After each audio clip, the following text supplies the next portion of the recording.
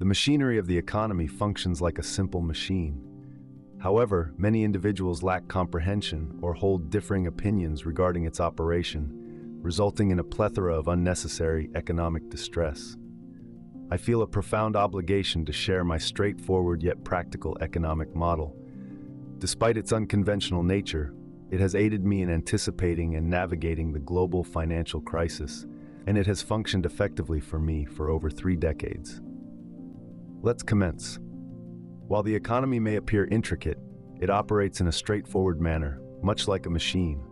It consists of a few fundamental components and numerous basic transactions that are reiterated billions of times.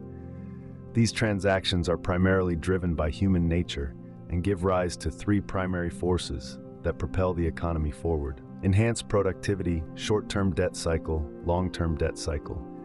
We shall examine these 3 forces and how they intertwine to elucidate the economy's operation. This establishes a valuable framework for monitoring economic fluctuations and comprehending current events.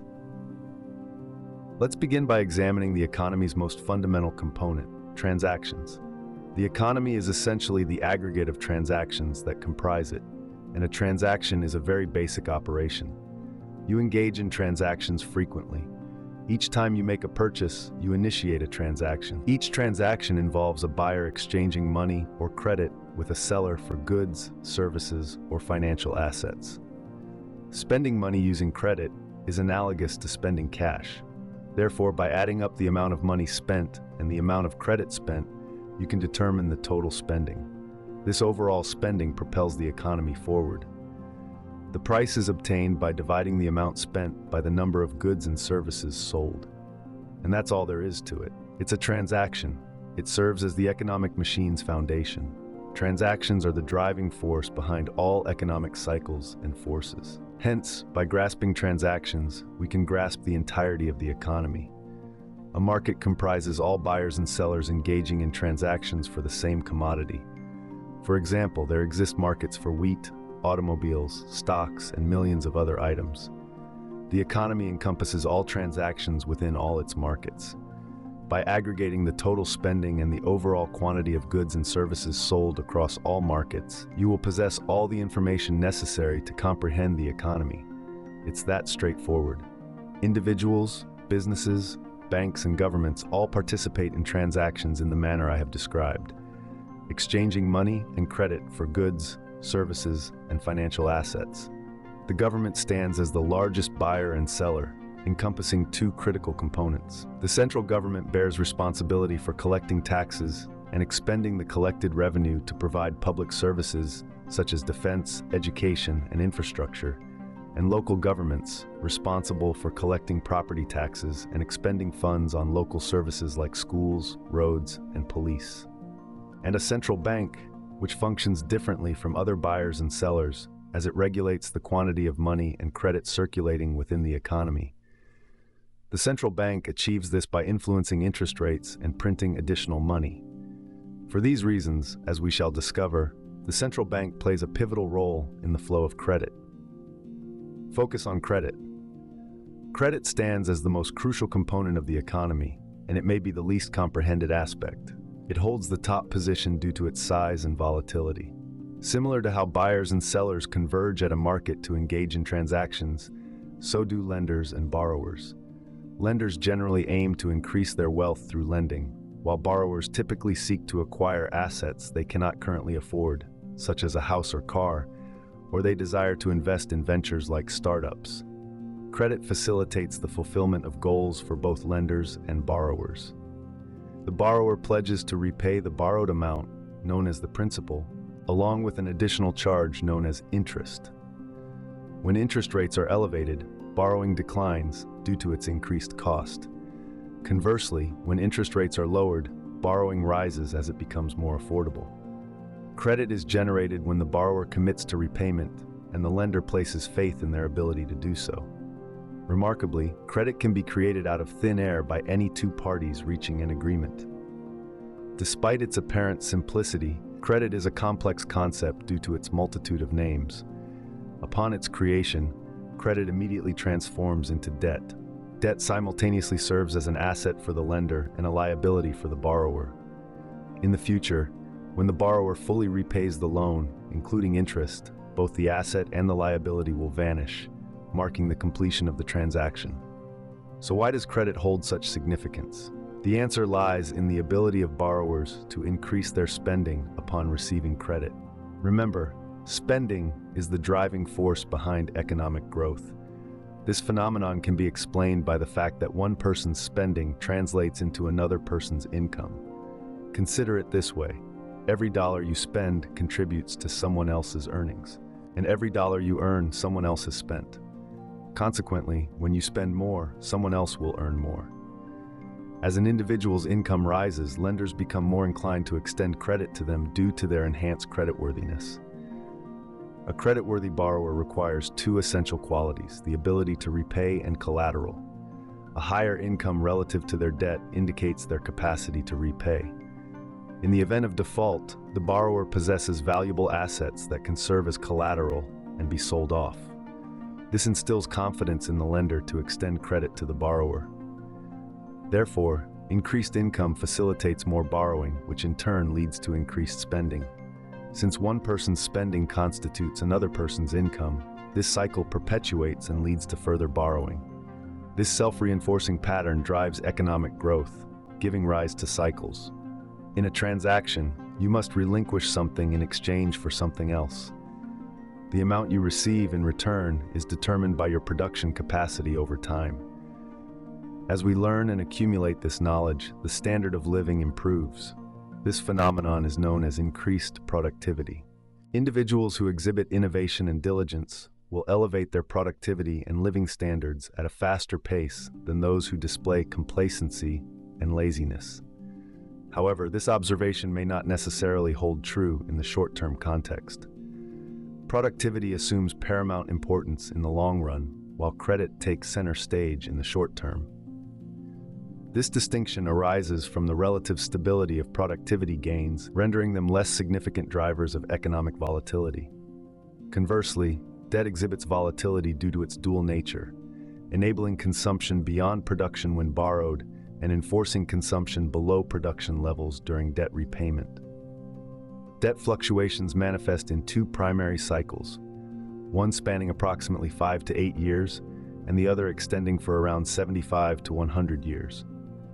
While most individuals experience these fluctuations, they often fail to recognize them as cyclical patterns due to their tendency to focus on short-term intervals, such as days or weeks. In this chapter, we will take a step back and examine these three major forces and their interactions in shaping our experiences. As previously mentioned, the fluctuations observed around the trend line are not attributed to how, but rather by the prevailing amount of credit. Now, let's envision an economy operating without credit. In such an economy, the only way for me to increase my spending would be to raise my income, which would require me to be more productive and work more hours. Productivity growth is the only way for the economy to grow. Since my spending is someone else's income, the economy would grow every time I or anyone else became more productive. If we track transactions and implement this approach, we would see a progression similar to the upward sloping productivity line. However, because we borrow, we have cycles. This is not due to any rules or regulations, but rather to human nature and the way credit works. Think of borrowing as simply a way to pull spending forward. To buy something you can't afford, you need to spend more than you earn. To do this, you essentially have to borrow from your future self. In doing so, you create a future point in time when you need to spend less than you earn to pay off the debt. It resembles a remarkably swift cycle. Essentially, each time you borrow, you initiate a cycle. This principle applies to both individuals and the broader economy. This is why comprehending credit is of paramount importance, as it sets in motion a predictable sequence of events that will transpire in the future. This distinction differentiates credit from money. Money serves as the medium of exchange for transactions. When you purchase a beer from a bartender using cash, the transaction is settled instantaneously. However, when you purchase a beer using credit, it's analogous to initiating a credit card payment at the bar. You're making a commitment to pay in the future. Together, you and the bartender create an asset and a liability. You've just generated credit, out of thin air.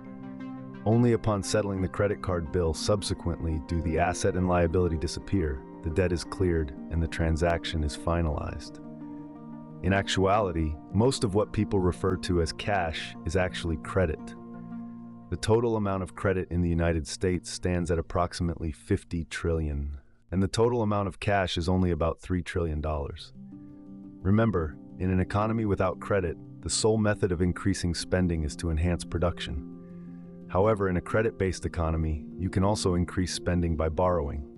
Consequently, a credit-driven economy experiences greater spending and enables income to rise at a faster pace than productivity in the short term, but not in the long term. Now, let's clarify that credit is not inherently negative and solely responsible for causing cycles. It becomes detrimental when it promotes unsustainable consumption that results in unmanageable debt. Conversely, credit proves beneficial when it facilitates efficient resource allocation and generates income that allows for debt repayment. For instance, if you borrow money to purchase a large television, it will not generate income to repay your debt. However, if you borrow money to buy a tractor, and that tractor enables you to harvest more crops and earn more income, then you can pay off your debt and elevate your living standard. Within a credit-driven economy, we can monitor transactions and observe how credit fosters growth.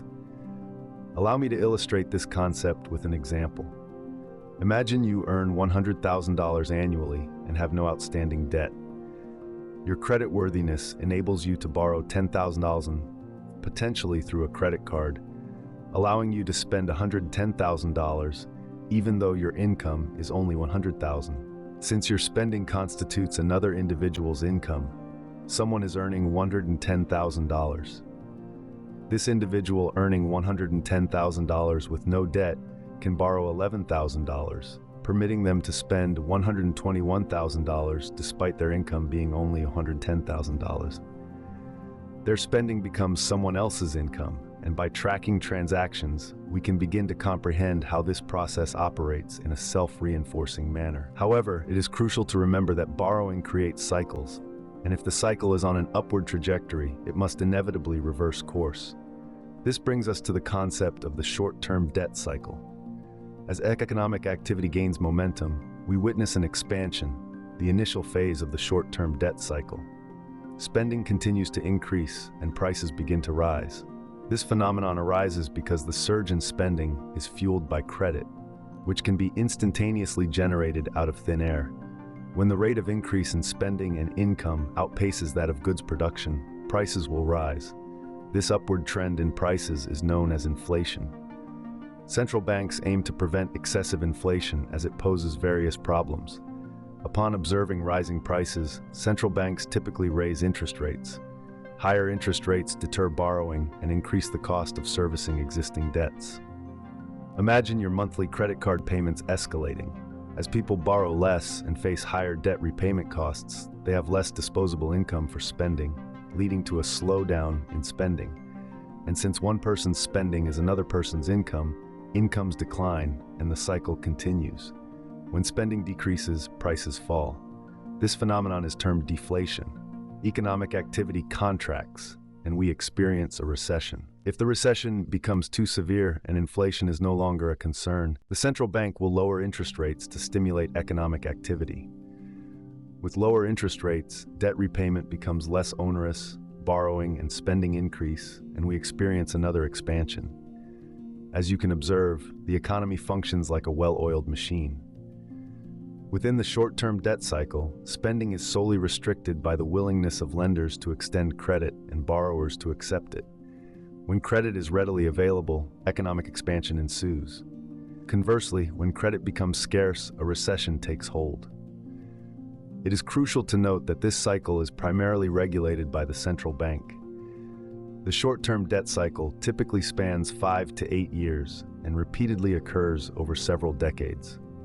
However, it is essential to observe that the peaks and troughs of each cycle conclude with higher growth than the preceding cycle and with an accumulation of more debt. Why is this the case? Because individuals tend to push the boundaries. They often opt to borrow and spend more rather than prioritize debt repayment. This is simply inherent human behavior. Consequently, over extended periods, debt expands at a faster rate than income, giving rise to the long-term debt cycle. Even though individuals are becoming increasingly indebted, lenders are more inclined to extend credit. Why? Because everyone perceives things to be going swimmingly. People are solely focused on recent developments and what has transpired recently. Incomes have surged, asset values are on the rise. The stock market is booming. It's an explosion. Utilizing borrowed funds to acquire goods, services, and financial assets is advantageous. When a significant number of people engage in this behavior, it is referred to as a bubble. Therefore, while debt has increased, income has also grown at a nearly commensurate pace to compensate. Let's refer to the ratio of debt to income as the debt burden. As long as income continues to rise, the debt burden remains manageable. Simultaneously, asset values skyrocket. People borrow substantial sums to acquire assets as investments, causing their prices to increase even further. People feel wealthy. Consequently, even with accumulating debt, rising income and asset values enable borrowers to maintain creditworthiness over the long haul. However, it's evident that this situation cannot persist indefinitely, and it does not. Over decades, the debt burden gradually increases, leading to larger debt repayments. At some point, debt repayments begin to rise faster than income, forcing individuals to curtail spending. And since one person's spending is another person's income, incomes start to decline. This leads to reduced creditworthiness, resulting in a decline in borrowing.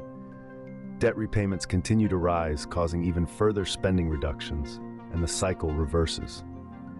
This marks the peak of the long-term debt cycle.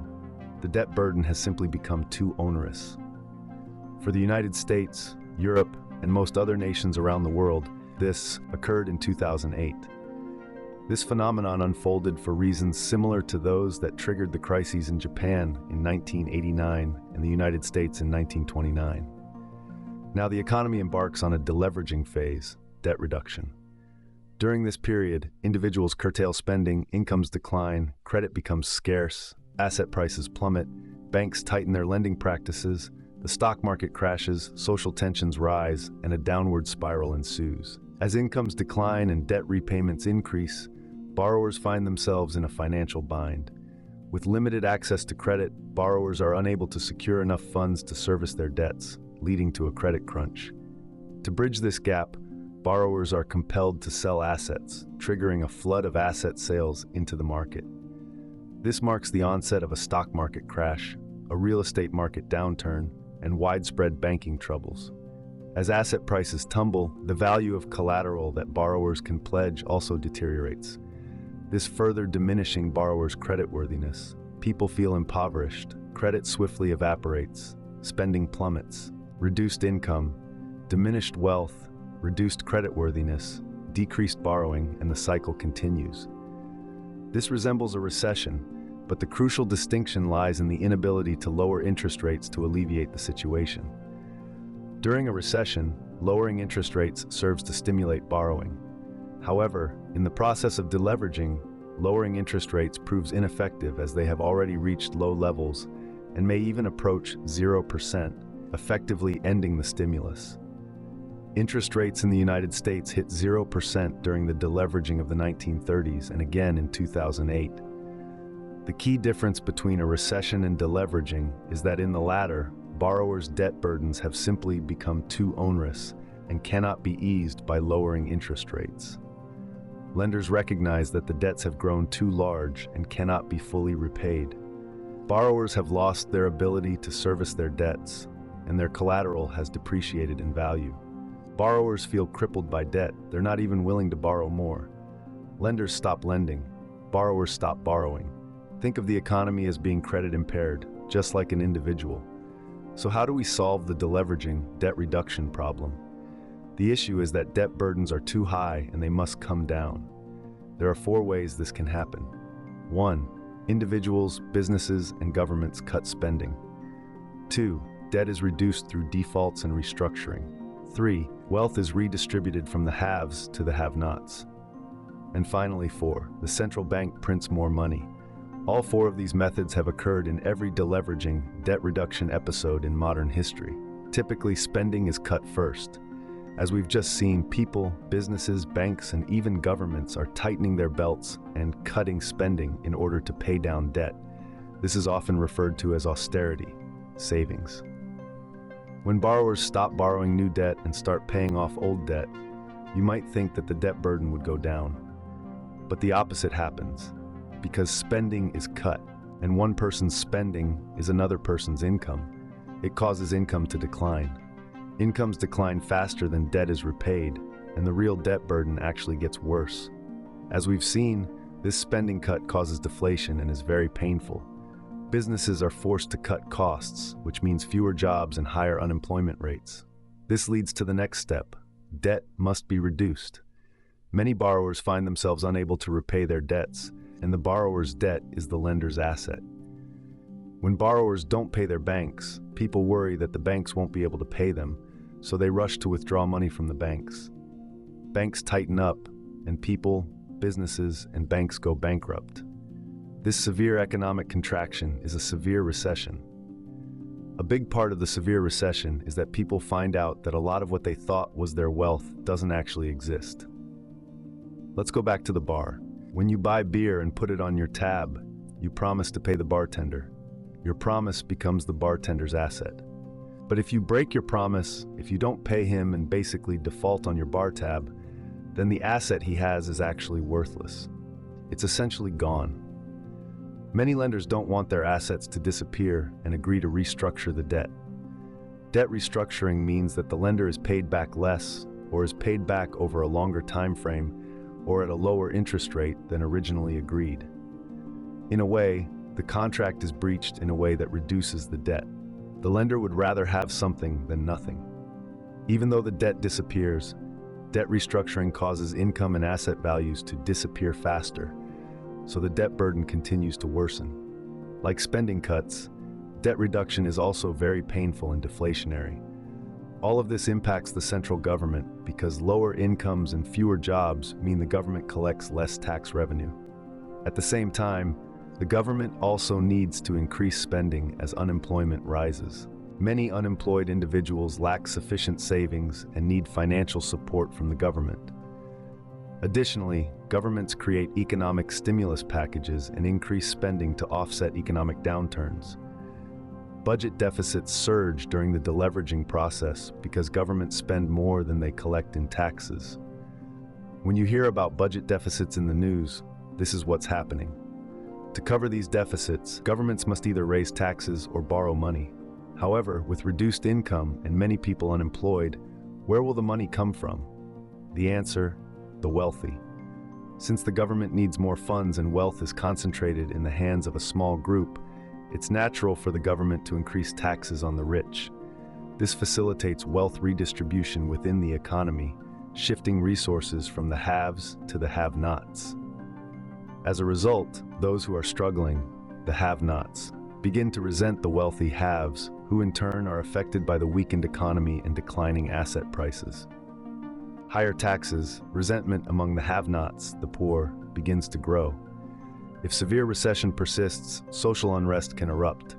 This tension not only escalates within individual countries, but can also occur between nations, especially those with debt and lending relationships. Such circumstances can lead to extreme political changes. In the 1930s, this contributed to Hitler's rise to power, European wars, and the Great Depression in the United States. The pressure to address the escalating severe recession becomes paramount. Remember that what most people perceive as money is essentially credit.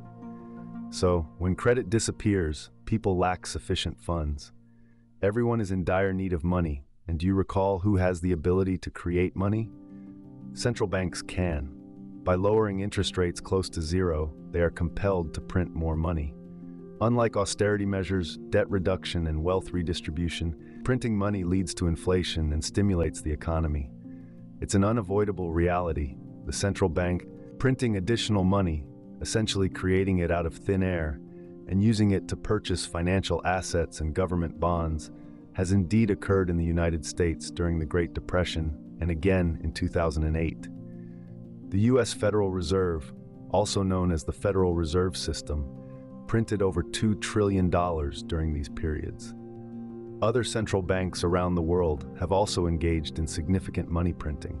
By purchasing financial assets with this newly created money, it drives up asset prices, making credit more accessible for individuals.